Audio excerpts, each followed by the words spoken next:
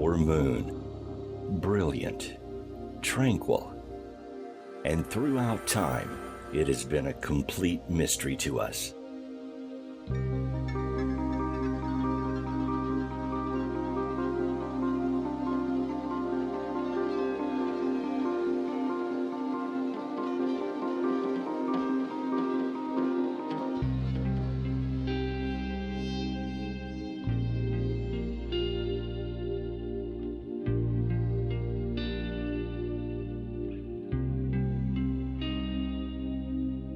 For centuries, stories have been told and sonnets have been written about the moon. In fact, our lives revolve around the moon. With every seasonal change, the moon is ever present. The moon lights our way in the darkest night and gently guides the weather across our world. Without the moon, the Earth would be silent.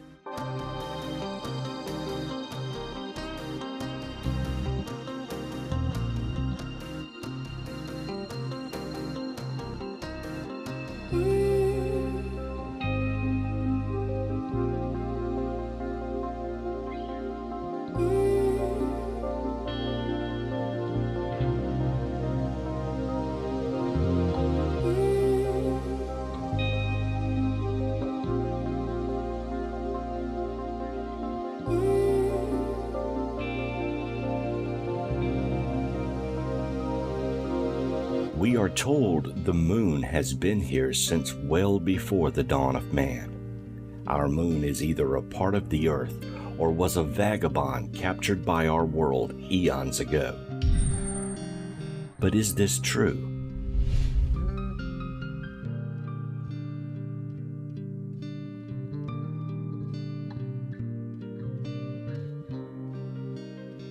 Much controversy exists around the origin and makeup of the moon today, and one of the largest arguments surrounding the satellite is the solidity of its center and the process by which we got our moon in the first place.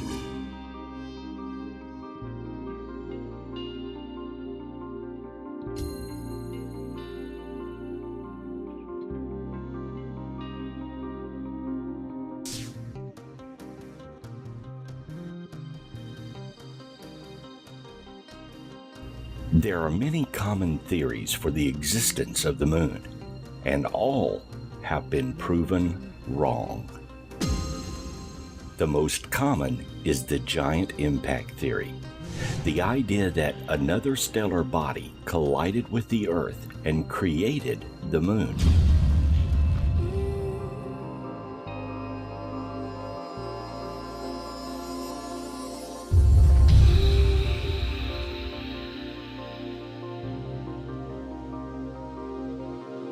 However, the isotopic signature of the Earth and Moon are identical.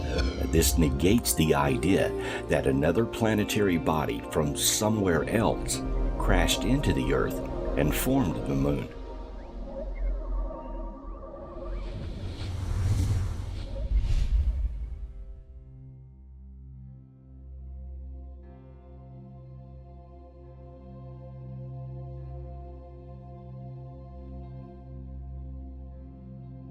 Accretion is another hypothesis that states that the Earth and the Moon formed together as a double system from the primordial accretion disk of the solar system. The problem with this hypothesis is that it does not explain the angular momentum of the Earth-Moon system, or why the Moon has a relatively small or no iron core compared to the Earth's, and why the Moon does not revolve.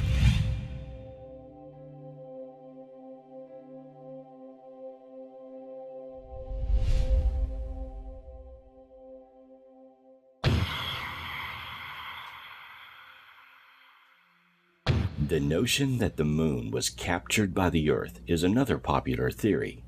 Isaac Asimov has stated, "It's too big to have been captured by the Earth. The chances of such a capture having been effected and the moon then having taken up a nearly perfect circular orbit around our Earth are too small to make such an eventuality credible.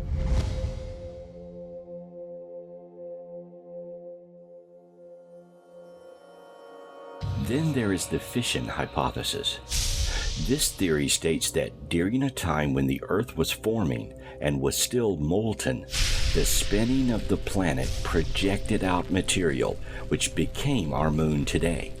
The Pacific Ocean was supposedly the area where the moon came from. However, this was debunked, considering the immaturity of the ocean floor crust and knowing that the moon formed at a time much further in the past. Then there is the problem with the moon itself. There are a number of strange facts about the moon which conjure up many questions about its existence, the first of which is the moon's age.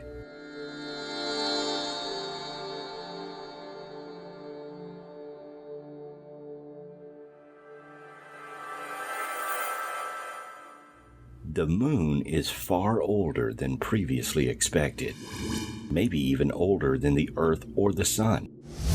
The oldest age for the Earth is estimated to be 4.6 billion years old.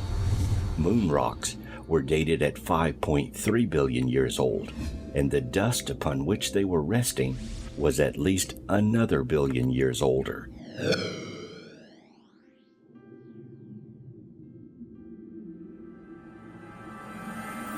Some argue that the moon may seem older only because its surface never renews itself, whereas the Earth may have rocks that old, but have since been recycled through the natural resurfacing of the planet.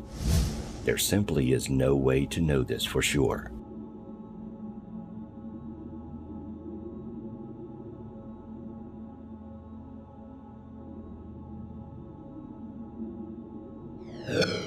The chemical composition of the dust upon which the moon rocks sat differ remarkably from the rocks themselves. The rocks had to have come from somewhere else. One could surmise that younger and older meteors and asteroids crashing on the surface of the moon would account for the age differences. However, if this were the case, then we should have a multitude of different ages in all the rocks studied. This is not the case.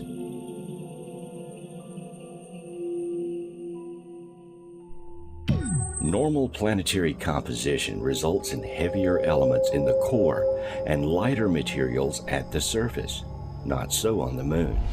Don Wilson writes in his book, Our Mysterious Spaceship Moon. The abundance of refractory elements like titanium in the surface areas is so pronounced that several geologists proposed the refractory compounds were brought to the moon's surface in great quantity in some unknown way. They don't know how, but that it was done cannot be questioned.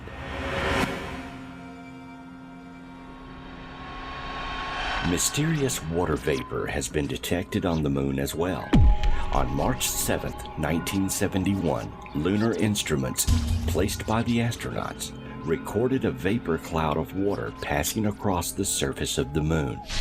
The cloud lasted 14 hours and covered an area of about 100 square miles.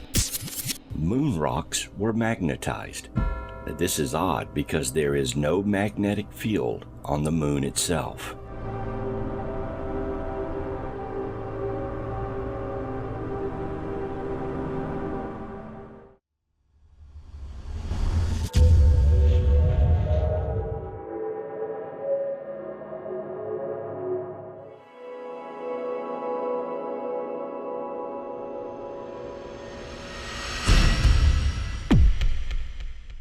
And then there is the seismic activity.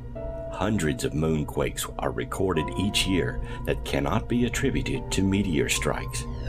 In November 1958, Soviet astronomer Nikolai A. Kozyrev of the Crimean Astrophysical Observatory photographed a gaseous eruption of the moon near the crater Alphonsus. He also detected a reddish glow that lasted for about an hour.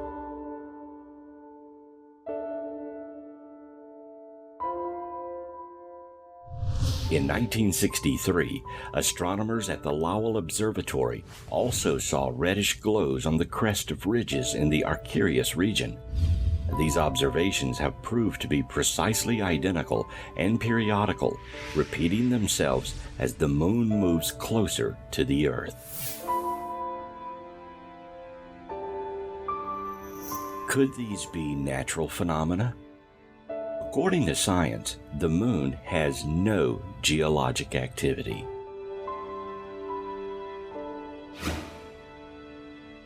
All of this brings us to the most unusual truth about the moon.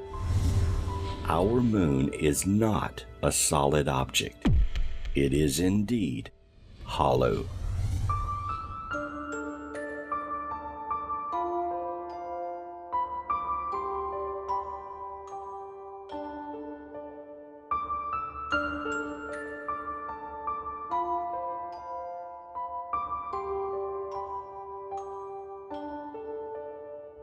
The moon's mean density is 3.34 times an equal volume of water, whereas the Earth's is 5.5.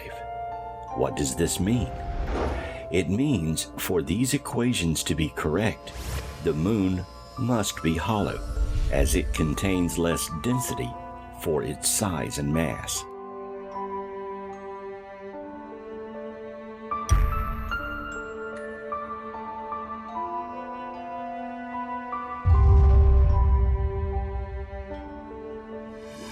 In 1962, NASA scientist Dr. Gordon MacDonald stated, "If the astronomical data are reduced, it is found that the data require that the interior of the moon is more like a hollow than a homogeneous sphere." Nobel chemist Dr. Harold Urey suggested the moon's reduced density is because of large areas inside the moon where there is simply a cavity. Another way of saying it is hollow.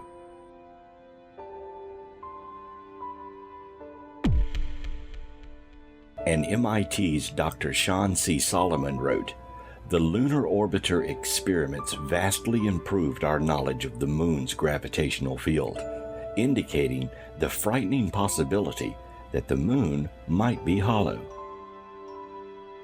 None other than Carl Sagan in his treatise Intelligent Life in the Universe stated, "A natural satellite cannot be a hollow object. Therefore, the moon may not be a natural satellite at all."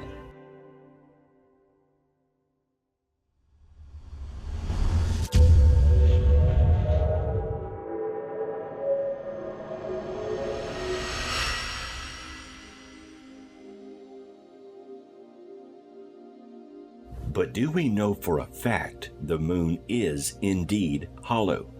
Yes, we do.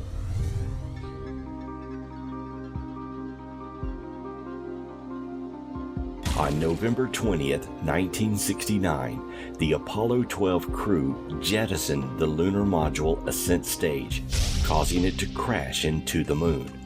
The lunar module's impact, about 40 miles from the Apollo 12 landing site, created an artificial moon quake with startling characteristics. The moon reverberated like a bell for more than an hour.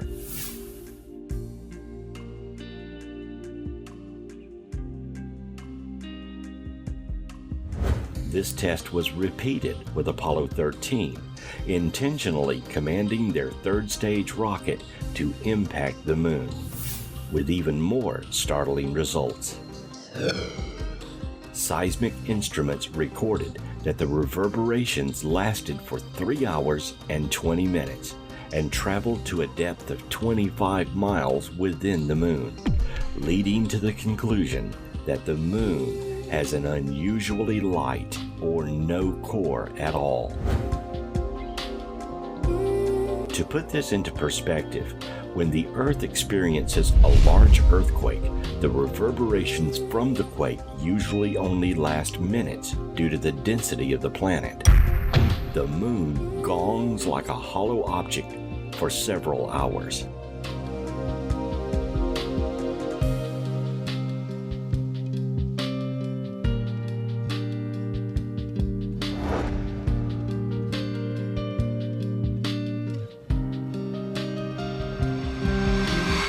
Despite being a dead hunk of rock with very little geological activity, the moon is prone to shaking fits.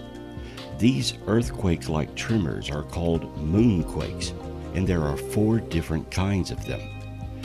The first 3 types, deep quakes, vibrations from meteor impacts, and thermal quakes caused by the sun's heat, are relatively harmless. The 4th one, however, can be quite unpleasant. These shallow moonquakes can register up to 5.5 on the Richter scale, enough to move large furniture around, and last for a remarkably long 10 minutes. According to NASA, these quakes also have the effect of making the moon ring like a bell. The frightening thing about moonquakes is that we have no real idea of what causes them. Earth's earthquakes are usually caused by the movement of tectonic plates, but the moon doesn't have any active plate tectonics. Some researchers think they may have some link to Earth's tidal activity, which is caused by the moon's pull. However, this theory is inconclusive, as the tidal forces affect the entirety of the moon, but moonquakes are usually localized.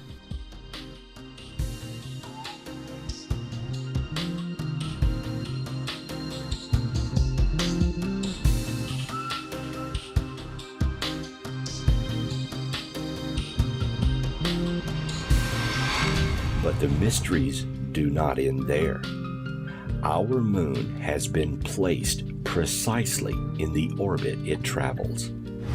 There is no way it could obtain its orbit randomly. Our moon is the only moon in the solar system that has a stationary, near-perfect circular orbit. Stranger still, the moon's center of mass is about 6,000 feet closer to the Earth than its geometric center, which should cause wobbling. But the moon's bulge is on the far side of the moon, away from the Earth. It seems that something must have put the moon in orbit with its precise altitude, course, and speed. The odds of any of these factors randomly happening is 0.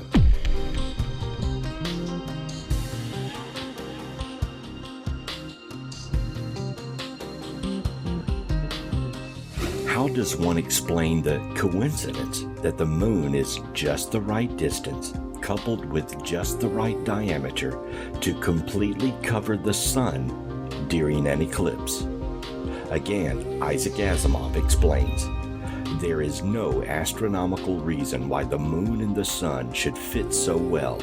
It is the sheerest of coincidences, and only the Earth among all the planets is blessed in this fashion.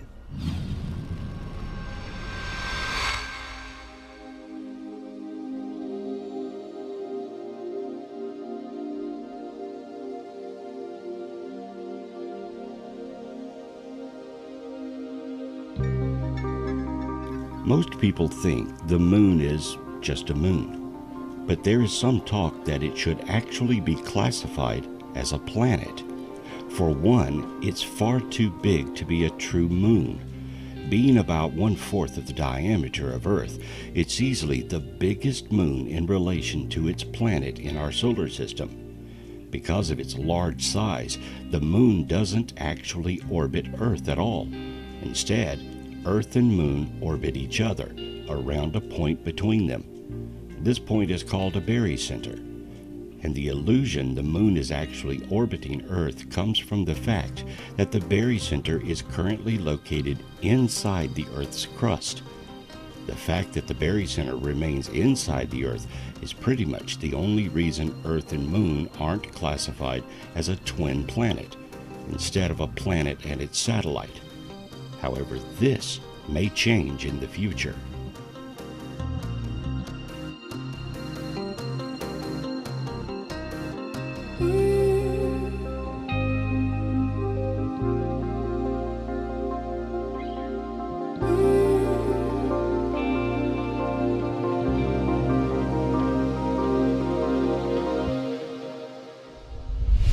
Once you consider all the science we know about the moon, you're left with one inescapable conclusion. The moon is not, nor ever has been, Earth's natural satellite.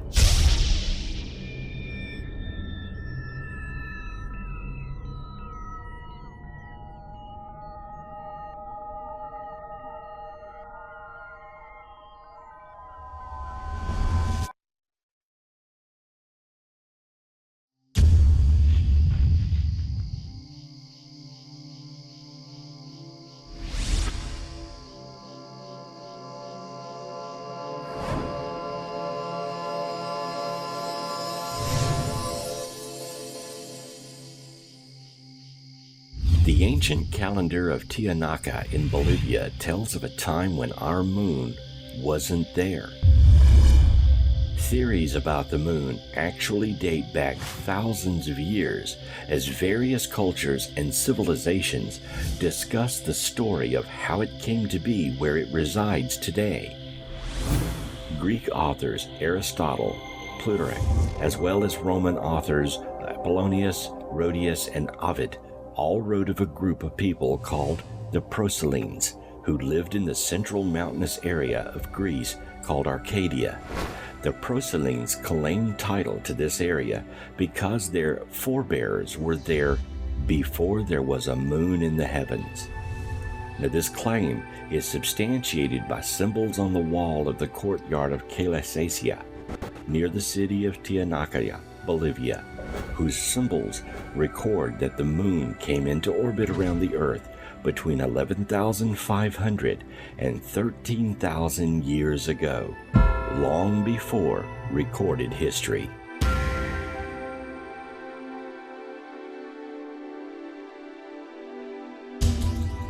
African Zulu legends say the moon is hollow and the home of the python or chicheria, a reptilian race of intelligent extraterrestrials. The legend states the moon was brought here hundreds of generations ago by two brothers, Waywan and Panku, who were the leaders of these reptilian extraterrestrials. These two reptiles were known as the Water Brothers, and they both had scaly skin like a fish.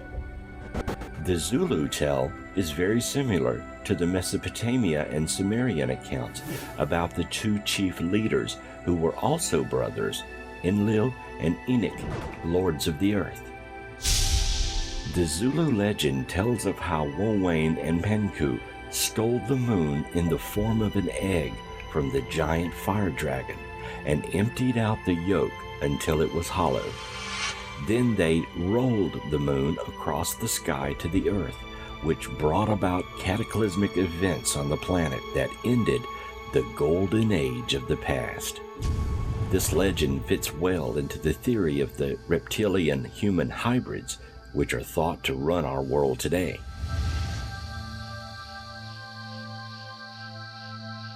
Credo Mutwa, a Zulu shaman, claims that the Earth was very different then than it is now before the moon had arrived. There weren't any seasons, and the planet was perpetually engulfed by a canopy of water vapor. People did not feel the strong glare of the sun that we do now, and they could only see it through a watery mist. The Earth was once a beautiful place, a lovely place, lush and green, with giant redwoods, violets, and ferns, with a gentle drizzle and mist. The water canopy fell to the earth as a cataclysm of rain when the moon was put into place in the Earth's orbit. This could explain the Noah story in the Bible, when it rains for 40 days and 40 nights.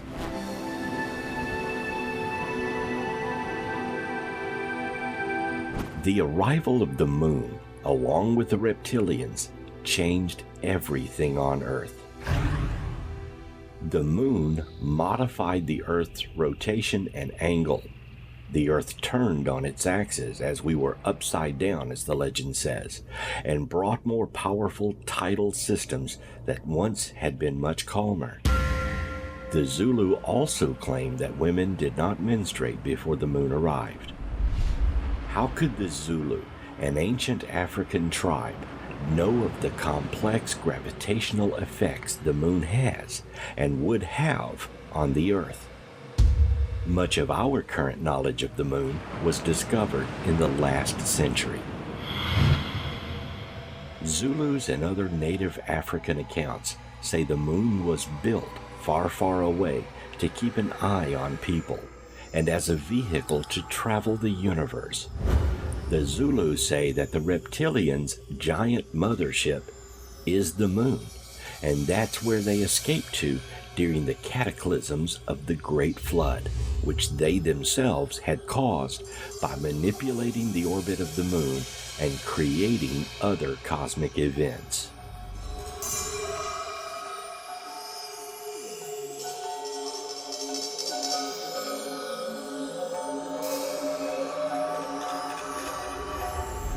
Outrageous as the spacecraft moon theory might first appear, consider how this model reconciles all the mysteries of the moon.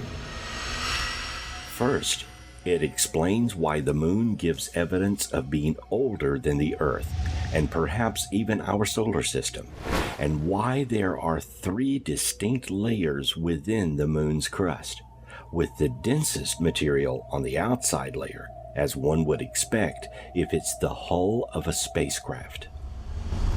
Second, it could also explain why little to no water has been found on the moon's surface, yet there is evidence it exists deep inside.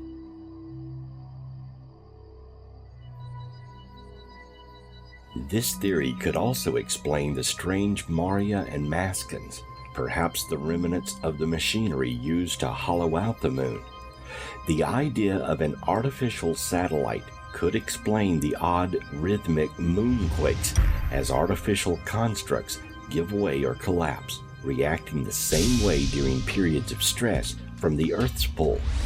And artificial equipment beneath the moon's surface could be the source of the gas clouds that have been observed.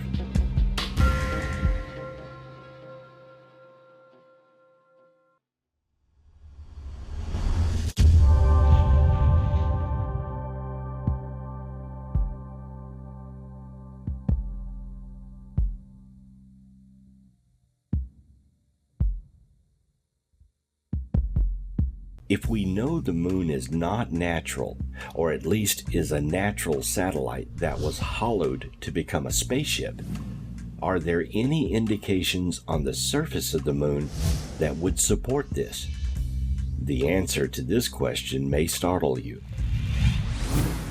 There are a plethora of strange sightings and phenomena on the surface of the moon, many of which you can see with a decent telescope or even the naked eye.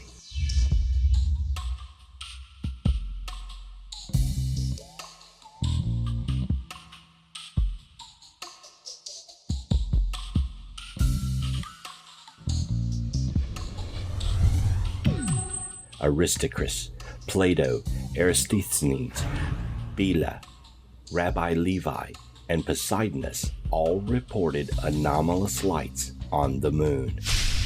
Even NASA, 1 year before the first lunar landing, reported 570 plus lights and flashes were observed on the moon from 1540 to 1967. As recent as 2014, sightings of lights seen on the moon continue to be reported. Seeing lights on the moon is actually quite common. However, the anomalies don't stop there. A multitude of photographs taken by astronomers as well as NASA show several strange mechanical-type devices on the surface of the moon. The Shard, an obelisk-shaped object that towers 1.5 miles from the Euclid area of the moon's surface, was discovered by Orbiter 3 in 1968. Dr. Bruce Cornett, who studied the amazing photographs, stated no known natural process can explain such a structure.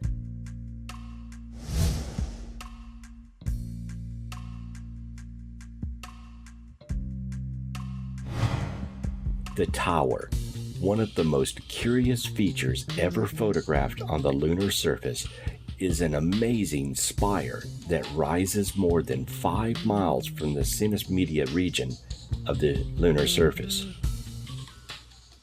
And there's more. Unusual structures have been discovered across the moon's surface, scattered like the remnants of some long-past civilization. Even we have left our own litter on the moon.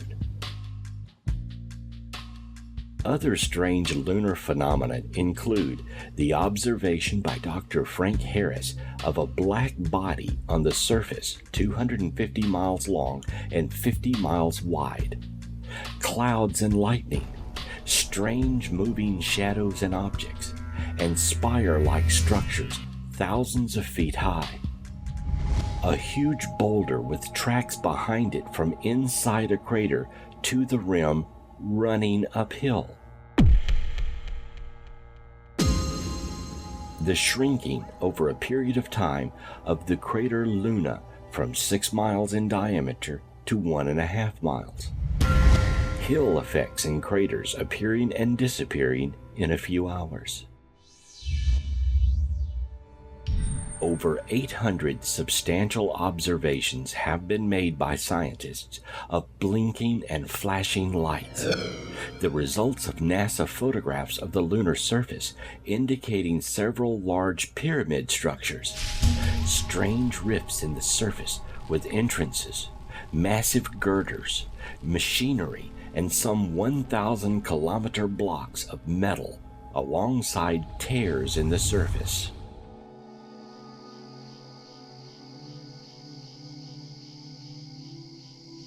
Scientific experts, including NASA investigators, believe that the moon is hollow. It is the only explanation.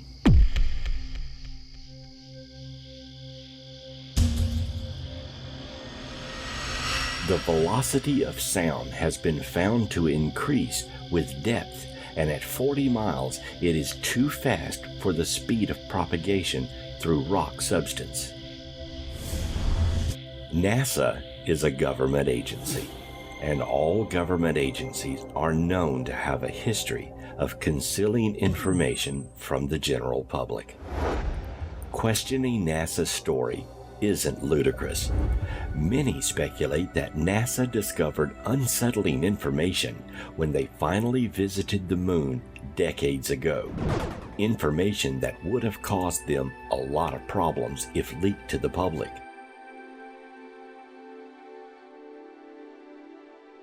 Therefore, we have never returned any human missions to the moon since.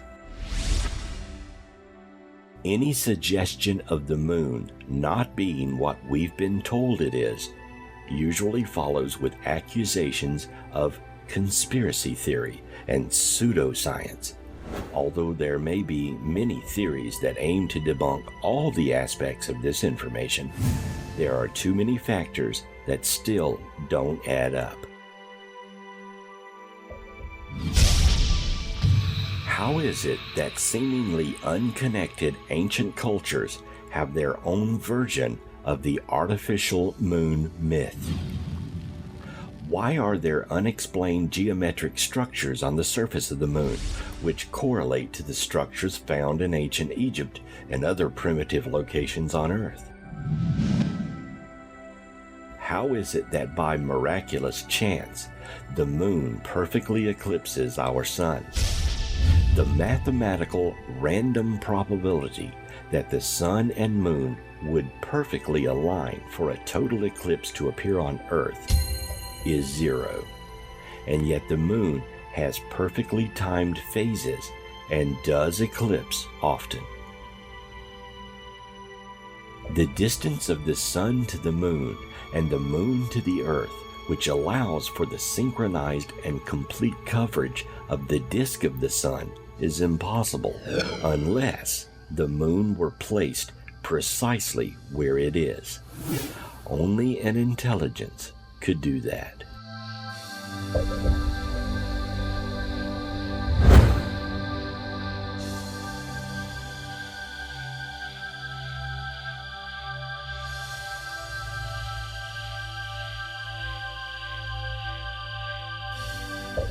Between 1969 and 1972, Apollo astronauts placed seismometers at their landing sites around the moon. The Apollo 12, 14, 15, and 16 instruments faithfully radioed data back to Earth until they were switched off in 1977. Between 1972 and 1977, the Apollo Seismic Network saw 28 moonquakes. A few registered up to 5.5 on the Richter scale. A magnitude 5 quake on Earth is energetic enough to move heavy furniture and crack plaster. Furthermore, shallow moonquakes lasted a remarkably long time. Once they reached resonance, all continued for more than 10 minutes. Neil Armstrong was quoted as saying, "The moon was ringing like a bell." What causes the shallow moonquakes, and where do they occur? No one knows for sure. The Apollo seismometers were all in one relatively small region on the front side of the moon, so NASA was unable to pinpoint the exact locations of the quakes. It has been established beyond all reasonable doubt that the moon is not what it appears to be.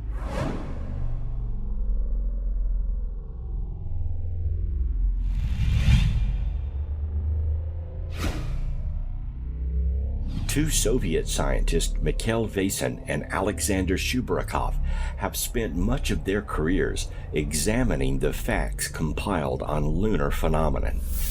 Their conclusion is that the moon is artificial, possibly a hollowed-out planetoid, and that it was steered from some distant region of the galaxy into a circular orbit around our planet. And hence the extraordinary mystery of the rock and moon dust age variations.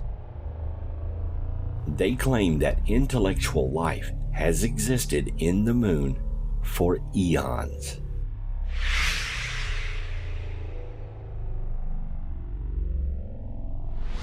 Spaceship Moon is the brainchild of two Soviet researchers, but many others agree with the theory, including NASA scientists at JPL and an Oxford University physicist.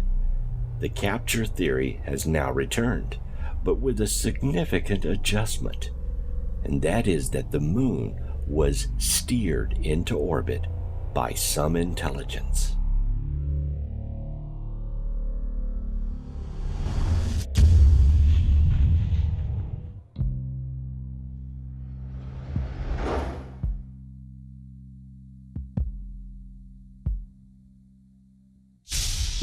During one of the Apollo moon landings, several television viewers wrote to NASA explaining that they spotted one of the astronauts pick up what appeared to be a glass bottle and remark, "My God, I don't believe it, look at this."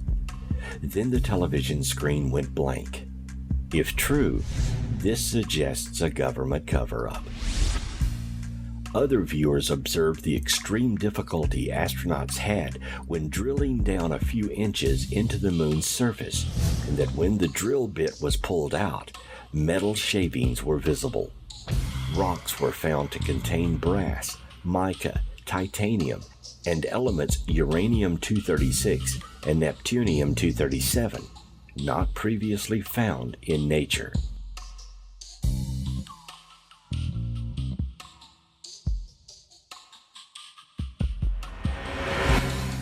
Astronomers have reported the sighting of a 12-mile-long bridge-like structure over the Sea of Crisis. This report was published in 1954 by John O'Neill, and in the 1950s, astronomer Morris K. Jessup claimed that UFOs had bases on the moon, and so does the government. Why was the moon directed to retain continuously a dark side? A side of the moon we never see.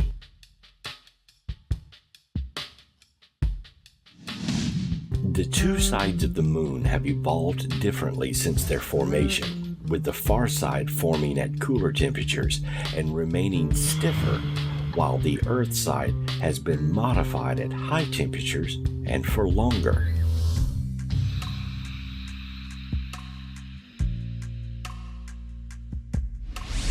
Why the difference?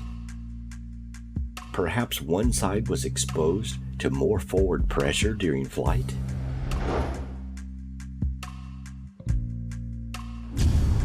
The Moon is tidally locked to Earth, meaning only one hemisphere faces us.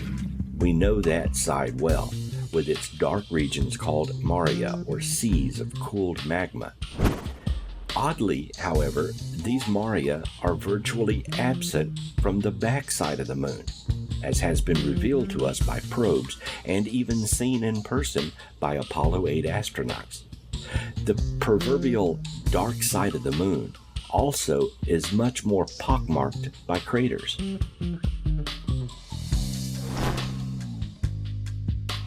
The starkly different hemispheres have been partly explained by the far side having a crust roughly 9 miles thicker than that of the near side. Astronauts found it extremely difficult to drill into the surface of these dark plain-like areas.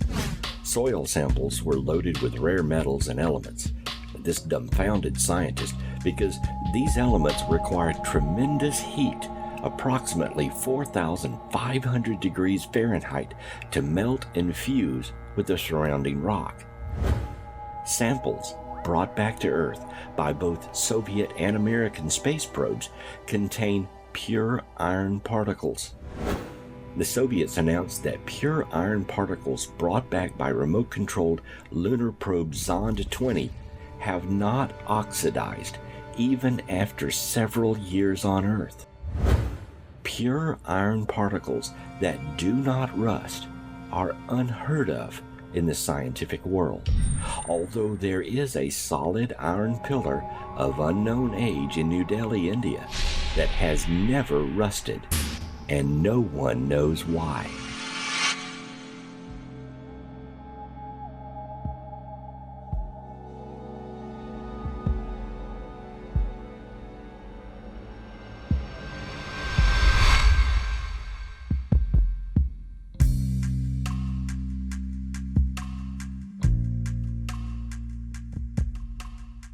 One of the Moon's most surprising dangers is lunar dust.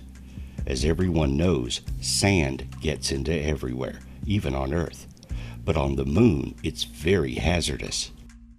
Lunar dust is as fine as flour, yet extremely rough. Thanks to this texture and the Moon's low gravity, it clings absolutely everywhere. NASA has experienced numerous problems caused by moon dust. It has eroded astronauts' boots almost completely through and sandpapered their visors. It has traveled inside the ships with the spacesuits and caused moon hay fever in the poor astronauts that have inhaled it. It's thought that prolonged exposure to the stuff could even cause airlocks to fail and spacesuits to break down. And in case you were wondering, yes, of course, this devilish substance smells like gunpowder.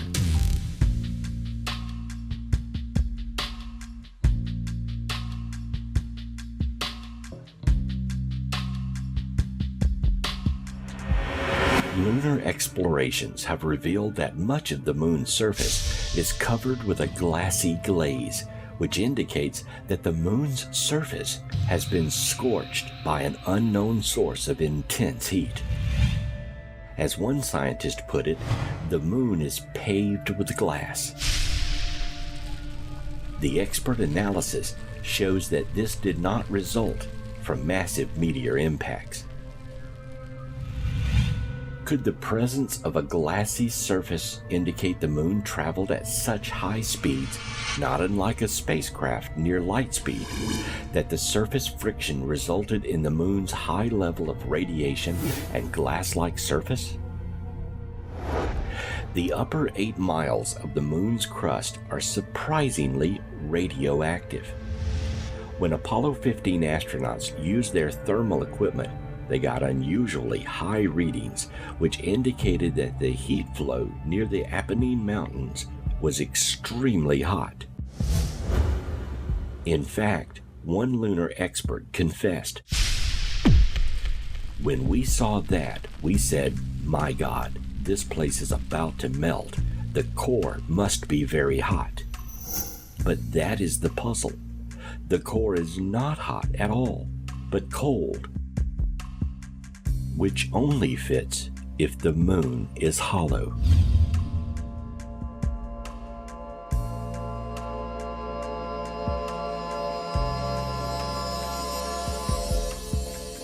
The amount of radioactive material on the surface is not only embarrassingly high, but difficult to account for. Where did all this hot radioactive material come from? And if it came from the interior of the moon, how did it get to the surface?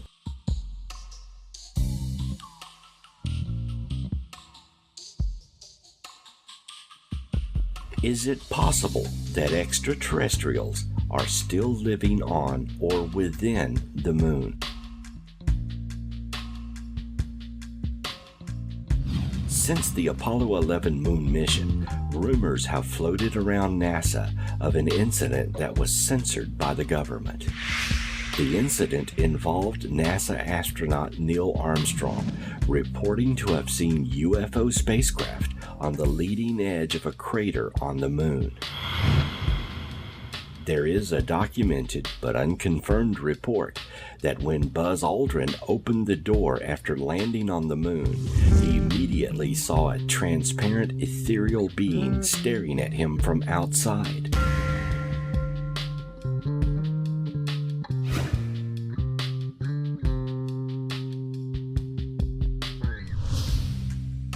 Allegedly, the NASA Houston flight director has said that there was a public and secret private ASA radio frequency between the moon lander and mission control, and that a conversation took place during a mysterious 2-minute interruption in public transmissions.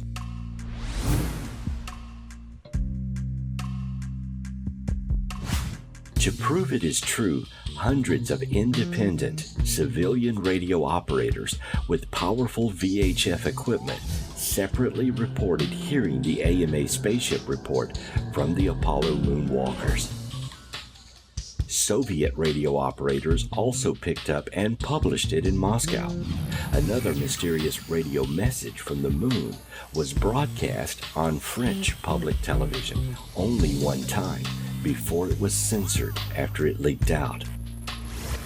That transmission appeared to be a mysterious, clearly spoken alien language.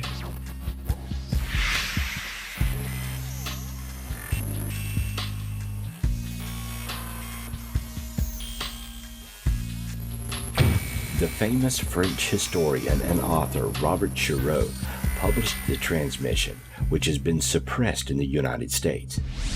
It came from U.S. astronaut Worden, who transmitted it to NASA, and expert linguists have been unable to translate the message. Then there are the images. For decades, observers on Earth and probes sent to the moon, as well as the astronauts themselves, have produced photographs that appear to show very strange anomalies on the moon. Images of structures on the moon have cropped up since the invention of space photography. What are these structures? Who built them? Are they leftover artifacts from some ancient culture? Are currently operating facilities still active on the moon today? Many of these structures emit lights or appear to move. Some are impossibly large, while others leave tracks across the moon's surface. And why is it that no one in an official capacity will admit the obvious when asked about these anomalies?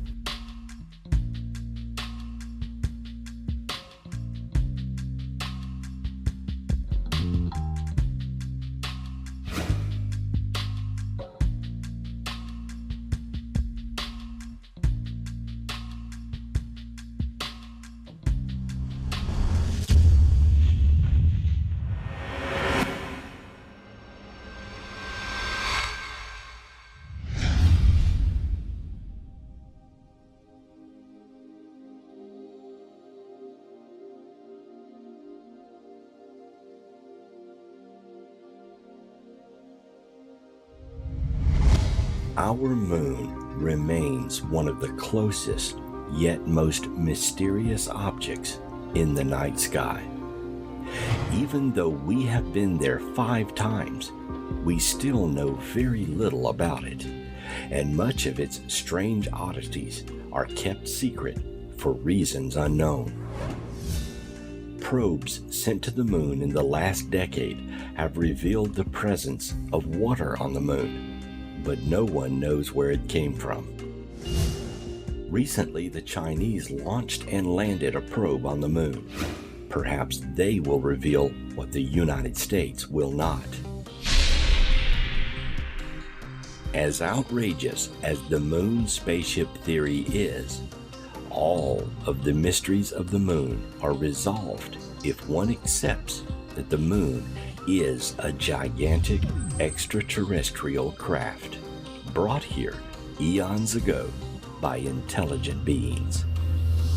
This is the only theory that is supported by all of the data, and there is no data that contradicts this theory.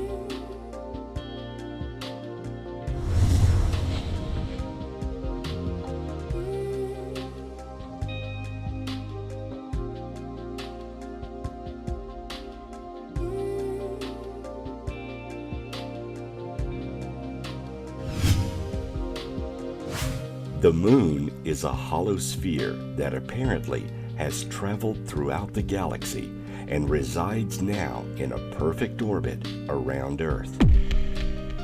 Who brought it here?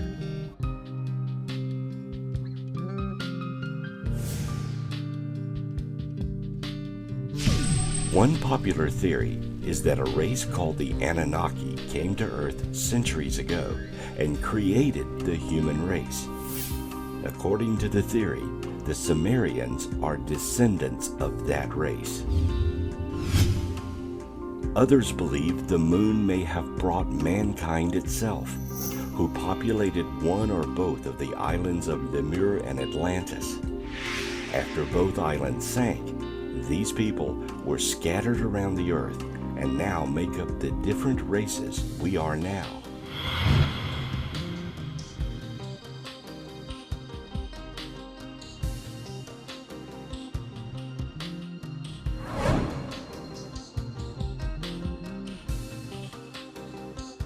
Let's consider a fictional hypothesis that may explain all the anomalies about the moon.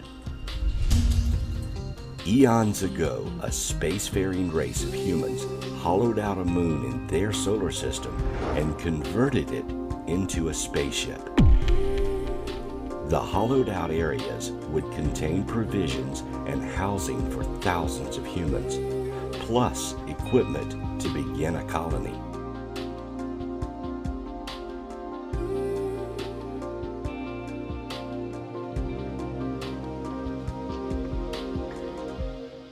This moon was blasted out of orbit and traveled perhaps as a generation ship until it arrived at our inviting blue Earth. We can only speculate why they came, but they arrived and parked their moon in a perfect orbit around the Earth. Perhaps they wanted to terraform the Earth and place the moon in such a precise orbit as to create weather patterns much like their own world.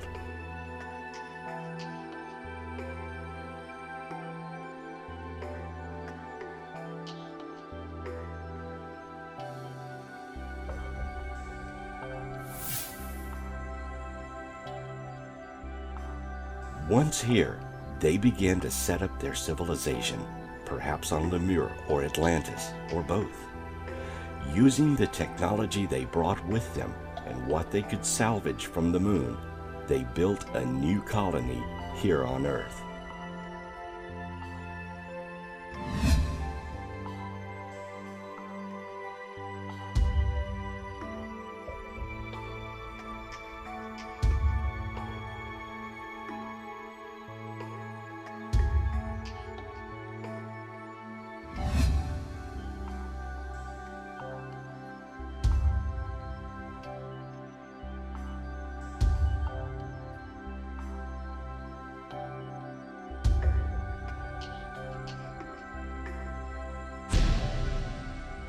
When the island of Lunar or Atlantis sank, they lost all their technology and scattered around the planet, becoming the races we know now. The red race would populate North America. The white race went north to become the Vikings. The black race escaped to Africa, and the Oriental race ended up in Asia. For the brief time they were here and had access to their moon-brought technology, they may have built monuments that survive to this day. During the time their colony prospered, they may have had the ability to return to the moon and leave technology on the surface or even within the moon. Systems may have been abandoned that still operate to this day.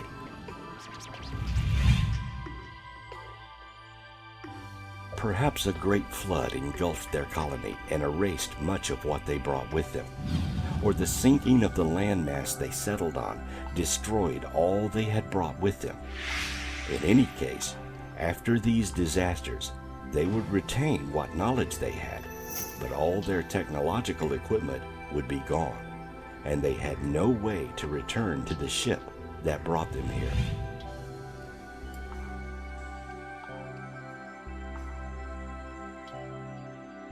History as we know it began after these events. We do not know who brought the moon here, but it is here now, and it is a constant reminder of the unusual characteristics it embodies. The dark side of the moon is always hidden to our eyes and telescopes on Earth, an obviously perfect vantage point for aliens to construct secret hidden spaceports.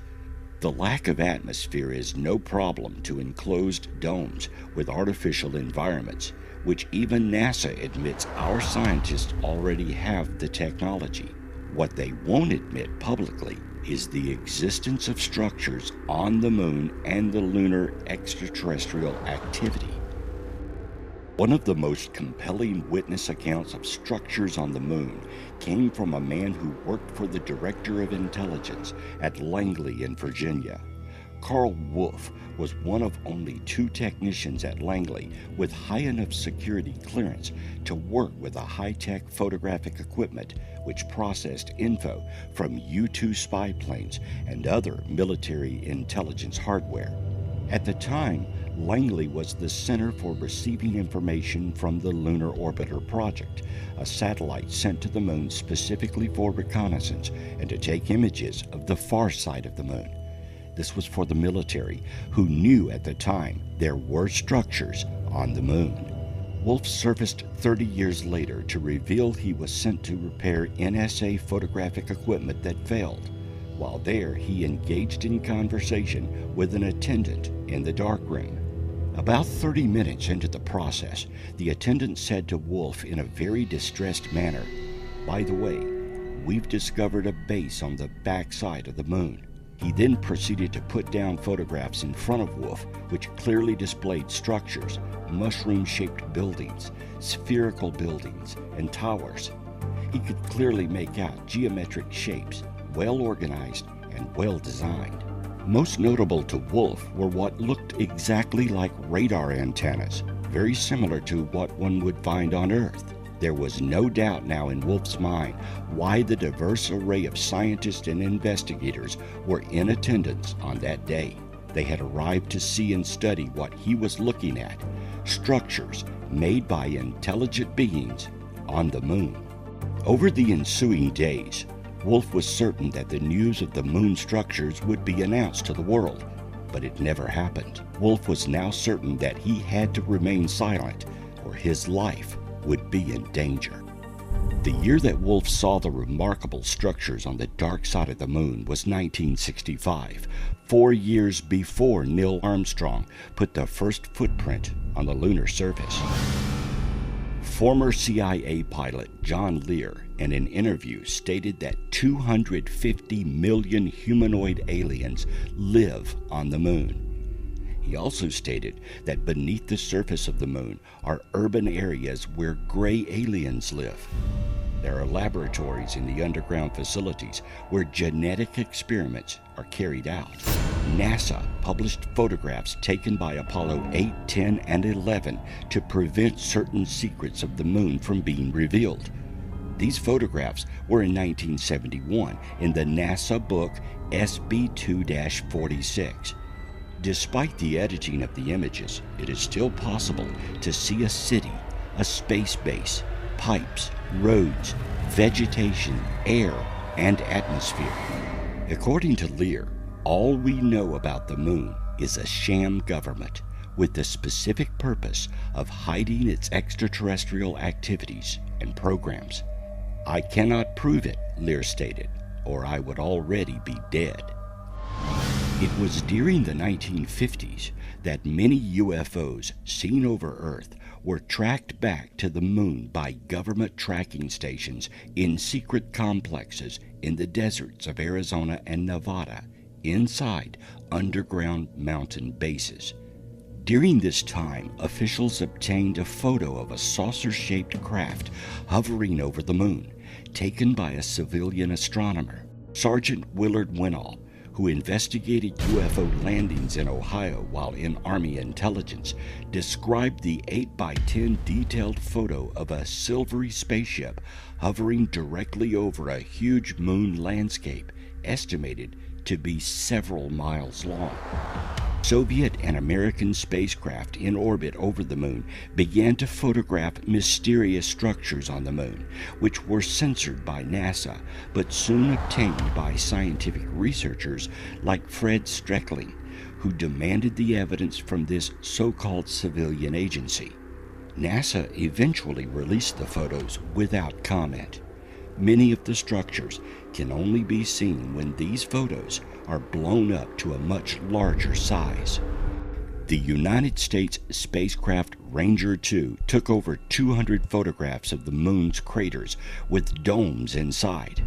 They were reported in the news media by French astronomers about 48 years earlier. 33 moon dome photos from Lunar Orbiter 2 were released without comment in Washington, D.C. in 1967. On June the 1st of 1966, NASA had admitted to the news media that astronauts had seen UFOs, then later contradicted the shocking statement by denying it. During the Apollo 11 landing, hundreds of independent civilian radio operators with powerful VHF equipment separately reported hearing startling observations from the Apollo moonwalkers, such as breach has either flowed into these structures before they were built, or the domes are younger than the floor. The area is oval or elliptical. So what were these domes and structures that the astronauts observed? Apollo radio public broadcasts from the moon also used the terms and phrases flashes of light, buildings, roads, tracks, and huge blocks. When news reporters asked space program officials what these terms were all about, they were told that they were metaphors for geological formations. However, scientist Forkel Bez, who taught geology to the astronauts, admitted that he was totally baffled by these terms. Bez emitted the clincher when he said, "Not every discovery has been announced." When news reporters asked him about the flashes of light, Bez replied, "There is no question about it, not natural." The Apollo encounter was common knowledge in NASA, but nobody has talked about it until now. He continued with, all Apollo and Gemini flights were followed, both at a distance and sometimes also quite close, by space vehicles of extraterrestrial origin. Every time it occurred, the astronauts informed Mission Control, who then ordered absolute silence. Shatland also stated, "I think that Walter Schirra aboard Mercury 8 was the first of the astronauts to use the code name Santa Claus to indicate the presence of flying saucers next to space capsules." However, his announcements were rarely noticed by the general public. It was different when James Lovell on board the Apollo 8 command module came out from behind the moon and said for everybody to hear, "Please be informed that there is a Santa Claus." Even though this happened on Christmas Day of 1968, many people sensed a hidden meaning to those words.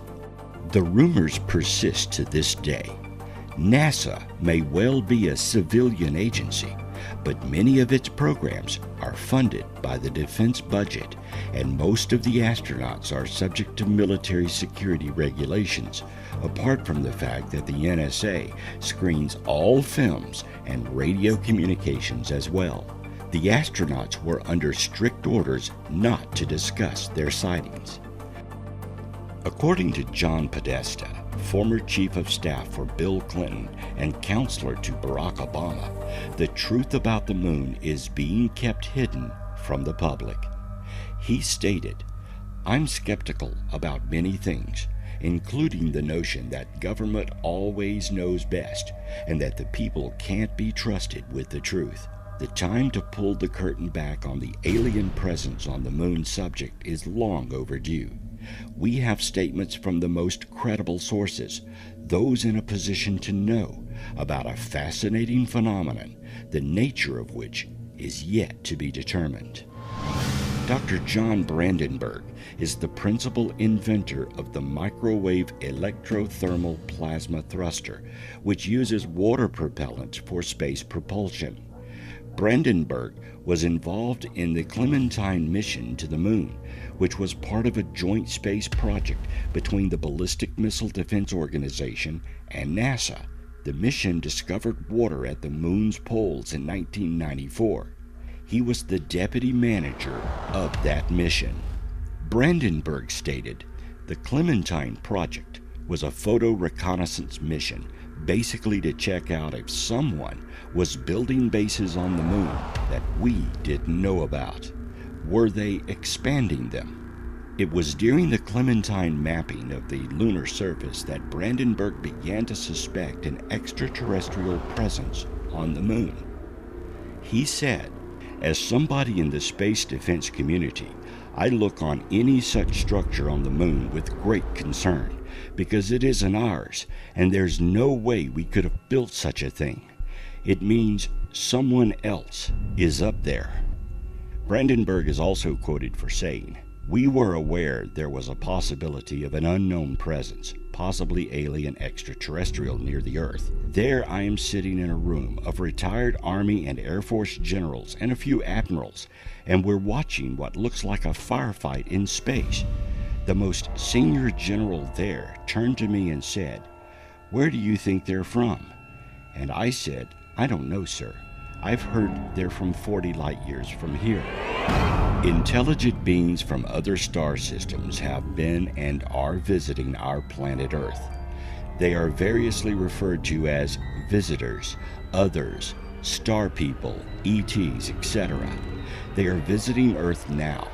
This is not a matter of conjecture or wistful thinking. Is it possible that every time we look up at the moon, we are peering into our own past? We are seeing the vessel that traversed the vast emptiness of space and brought all mankind to Earth.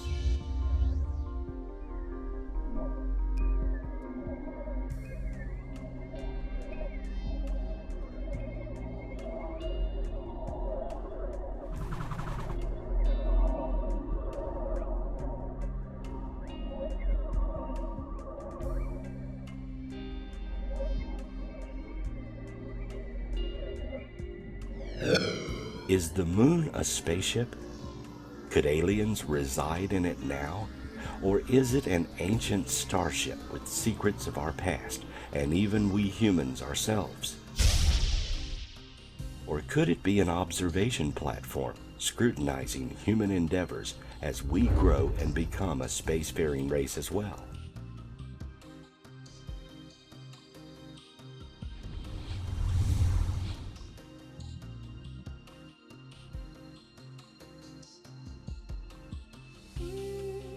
Until we begin to take these curiosities about the moon seriously, we may never know who parked a starship in orbit around Earth.